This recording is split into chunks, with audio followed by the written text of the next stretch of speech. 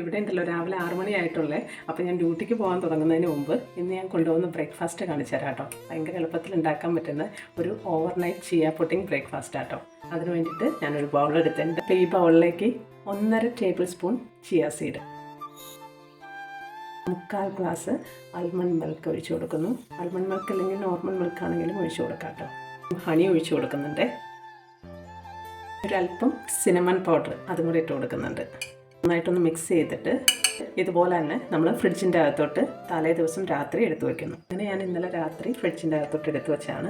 ഇനിയിപ്പോൾ ഞാൻ ഡ്യൂട്ടിക്ക് പോകാൻ തുടങ്ങുവാണ്. അപ്പോൾ പോകുന്നതിന് മുമ്പ് ഞാൻ ഇതിൻ്റെ അകത്തോട്ട് ഇതുപോലെയുള്ള ഒരു ആപ്പിൾ തൊലി കളഞ്ഞ് കട്ട് ചെയ്ത് ഇതിൻ്റെ അകത്തോട്ട് ഇട്ട് കൊടുക്കുന്നുണ്ട്. ചെറുതായിട്ട് കട്ട് ചെയ്ത് വെച്ചേക്കുന്നതാണ്. ഒരു പകുതി പഴം ഞാനിവിടെ ചെറുതായിട്ട് അരിഞ്ഞ് വെച്ചിട്ടുണ്ട്, അതും കൂടെ ഇട്ട് കൊടുക്കുന്നുണ്ട്. ഒരു 10-15 ബ്ലൂബെറി വാഷ് ചെയ്ത് വെച്ചിട്ടുണ്ട് കേട്ടോ, അതും കൂടെ ഇട്ട് കൊടുക്കുന്നുണ്ട്. ഞാനിത് അടച്ച് ഇത് ഡ്യൂട്ടിക്ക് പോകുമ്പോൾ കൊണ്ടുപോകുന്നു.